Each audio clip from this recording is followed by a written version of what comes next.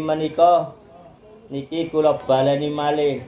Kata sakniki ingkang tiyang damel pesugihan macem-macem. Nggih.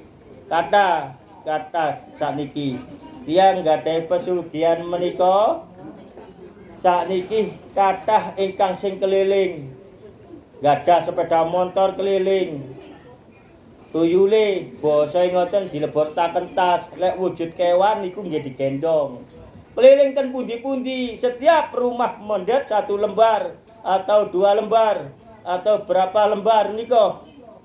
Keliling terus. Mboten ten mriki tok. Lah niku ten pundi-pundi. Sakniki kathah niku. Termasuk nggih niku wau. Tata cara tumbale menika nggih kula pun sanjangaken kala wingi. Tapi niki enten sing beda malih. Mungkin niki pesugihan sing tahun sakniki sing akhir zaman niki modern. Nggih, modern.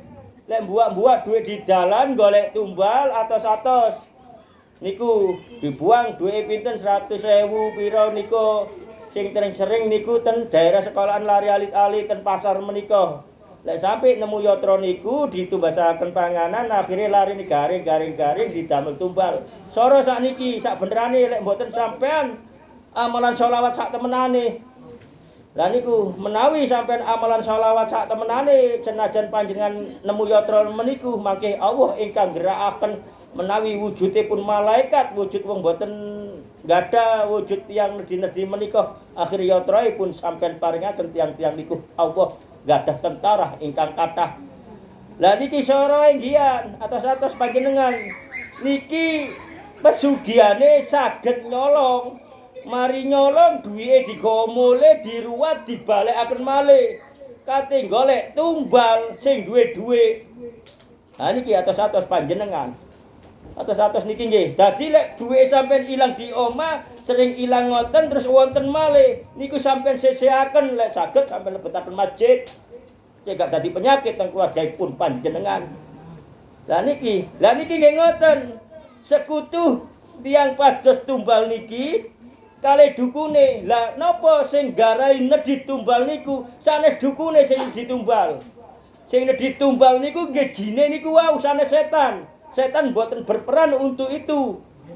Jin niku wau ingkang berperan untuk mengambil uang-uang niku wau. Dadi jine sing nedhi. Niku sekutu kalian dukune sanjang ten ejine niki wau kon njaluk tumbal apa? Lah niki aku njaluk tumbal anake. Lah niku tiyang sepah kados ngeten niki mboten sanjang ten anake, lek anake kajenge didadosaken tumbal pesugihane niku wau. Termasuk ndekek klambine anake ten mriku. Kados-kados dadi wong tuwa bener, apa-apa dituruti krana oleh pesugihan niku wau. Anake mboten ngerti. Lek digawe perjanjian wong tuane kate digawe tumbal kan dukune niki wau. Niku syarate jine sing nedhi. Lek sing digawe tumbal anak wedok niku biasae majer kas kewan ngono mawon. Majer mboten saged manak senajan rabi. Niki lek sing tumbale wedok, lek tumbale lanang anak lanang nggih niku wau. Idiot.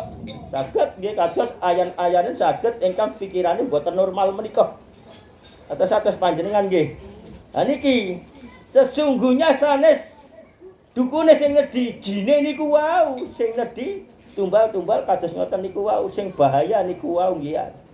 Nyolong mari ngoten yatraipun dibeta wangsul mari ngoten dibalekaken malih kajenge ndamel tumbal yang ingkang sing dicolong-colong yatra niku wau.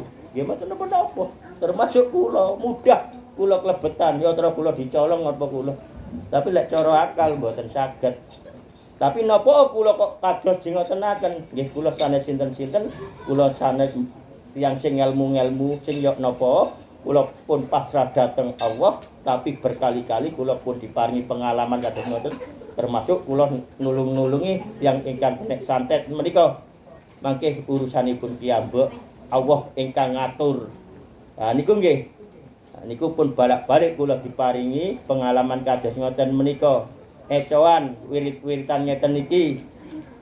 Tapi panjenengan insyaallah ten giran-giranipun panjenengan sampean istiqomah kados ngeten-ngeten niki mboten saged dilebeti. Tapi napa kula narasumbere kok dilebeti? Nggih niki kersane saged nerangaken dhateng panjenengan sakbenerane kathah wujudipun pesugihan sakniki nggih sing umum menika tuyul.